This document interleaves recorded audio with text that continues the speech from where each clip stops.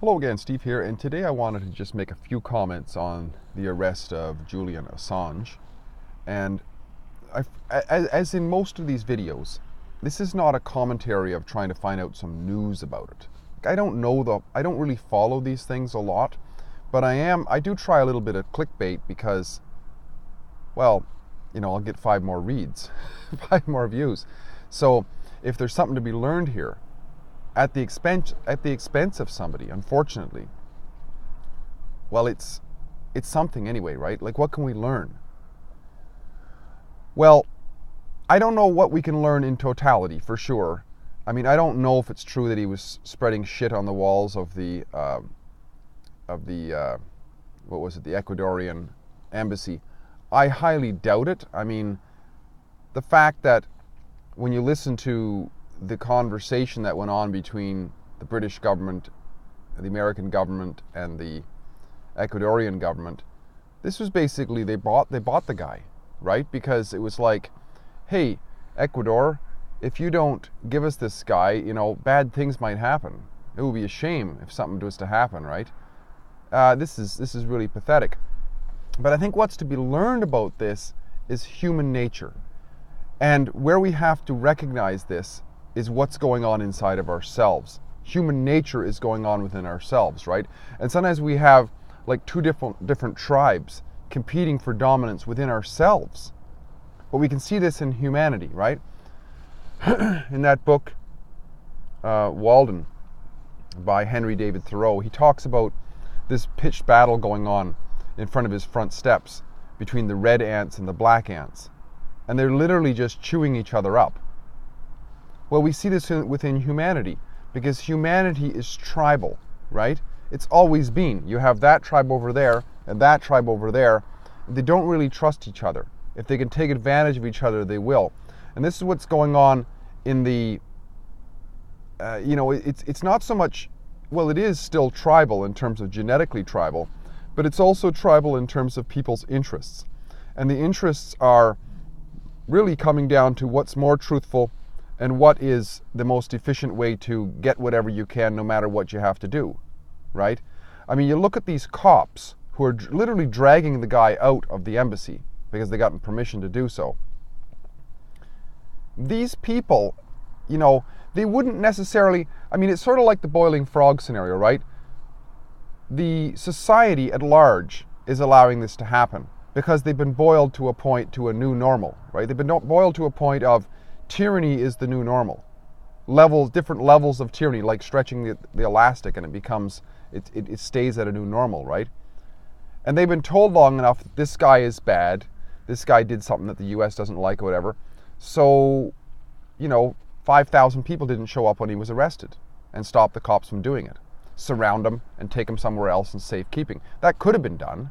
That could have been done if people were woke enough. And if it's true that he's not actually a bad guy. I mean, I don't know really. I don't know. But I mean, when I look at who's after him, the truly bad people are after him, government's after him. So if government is after him, he's probably the better one than the government, right? Because that's sort of the way I judge what's going on is what do the really bad people say? And what do, so that's equally as important as what does the good people say. If the government is saying that this guy is bad, well, he's probably not that bad, unless it's overt, unless there's a good claim that he actually murdered several people or whatever. But as far as I know, there's no claim of that. There's a claim that he hacked into some government stuff or whatever. Well, that's great. That's awesome, because the very fact that government has any secrets is a terrible thing. That they hide stuff from the people. That's just a terrible idea, in my opinion. There should be openness and honesty. I mean, especially when you have the deviant people keeping secrets. That's not a good thing at all. So no, I think it's a lesson about the tribal nature that we have, and the tribal nature that we have to be able to do evil to get what we want. You see, these cops, they're just there for a wage. That's all they're there for. So they're willing to do evil, or at least hide themselves. They're not able to open themselves up to truth or to decency, right?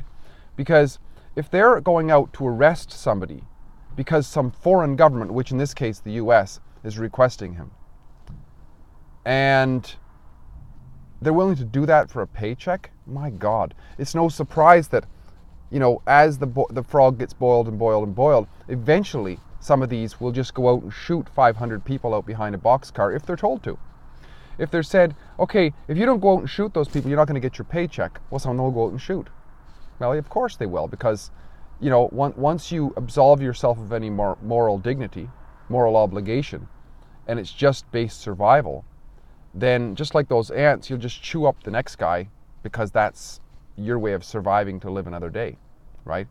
And this is the thing we have to guard ourselves against, I think, is this nature within us to want to absolve ourselves of any moral foundation, of any first principles, of any principles, right? The principle is, I will do what it takes so long as it doesn't cross the principle. So if I'm going to ignore honesty and ignore truth and ignore what is possible and just take, okay, my boss said that that's a bad guy and I'm supposed to arrest him. If I don't examine that for evidence and don't ask for evidence, and I just do it because it's the paycheck, then I'm operating as a machine. I'm no longer operating as a human being. And this is why I told somebody one time that everybody is man or whatever, but not everybody is human. In other words, what I mean by human is that higher sense, right? Animal, you can train a dog to do what you command it to do. Well, if a cop is just doing what he's commanded to do, he's no better than a dog, really, in terms of his functionality. In fact, that's why the oligarchs call them dogs, right? It's because they just do what they're told. What did Kissinger once said, that military men are just they're stupid men who we use for our foreign policy enforcement. Well, cops are the same thing for internal enforcement. That's all they are, and that's why they have, if their IQ is too high, they don't hire them, because they might actually think. They want to be just high enough to be very functional in terms of operating their guns and reading and so on and enforcing the regulations, but not high enough to actually think and to have a conscience, because that takes a little bit more mental strenuousness, I believe. So it's tribalism, and there's always been. A lot of people think that the world's going to hell in a handbasket. And one of the things I like about guys like Styx, Hex and Hammer, and Owen Benjamin is they kind of laugh at it, because it's not, right? There's always been this going on. If people think it's bad now, they got to look at back when when was it? The middle of the last century, when people were being or the beginning of the last century, when thousands and thousands of people were in trenches with their feet rotting off and so on, fighting some bugbear somewhere. I mean, how is that any better? How is that any more enlightened? Where they killed off, vast swaths of productive men just because some oligarchs wanted to get their way and wanted to sell a bunch of weapons. I don't think so. I think we're still improving, actually, because at least to this day, there's a greater degree of freedom of speech. That's under attack for sure, but I mean, with outfits like the Center and what is it, DLive or DTV or whatever, with these new alt tech sites coming up that are more encrypted and so on. I don't know. I think in the long run, evolution is what it's like a force within us. I call it the continuum of advancement. I've been talking about it for years now, which is this nature within life to continue to evolve and continue to grow and continue to expand. So that force is on our side. In that respect, in terms of what the religious people would talk about, it is like good over evil, and good prevails, because good is productive and evil is destructive. And evolution there seems to be a force to always want to evolve and to improve upon, right? Either things stagnate like a snail or something, they'll just be the same for like a million years or something. But then there's creatures like us who continue to evolve. And yes, there seems to be a current of regression going on, no question about it. But like a cornered animal, when people are cornered enough, they might just break out and go for the next run on evolution. And I think that, well, you look at things like, for example, within every society, within Christian society and so on, you have the degenerates not having any children, whereas the generates are the conservatives and so on, the more moral people. They're the ones who are having the larger families. Same in the Jewish religion. You have the degenerates, the amoral people. They're not having any kids whatsoever, and the people who are more conservative to their values and operate off of morals and principles. They're having larger families. So who's going to carry the day in these different cultures? It's the ones who are being productive in terms of their regeneration. So yeah, there is a war going on, and the takedown of Julian Assange, I think, is just an example of that. And it's an example of this tribal warfare that's always been going on. Those who would prey off of the production of others. Julian Assange, for one thing, is a very productive guy, right? Creating what are they? I'm just having a brain fart here. What's the name of his organization? WikiLeaks. WikiLeaks has been very, very productive, right? And it's been largely out of the control of the oligarchs, and therefore they're trying to wrestle control of that. That's always what happens. Whenever there's a productive man out there who produces a large organization, a very, very productive situation, that's the productive.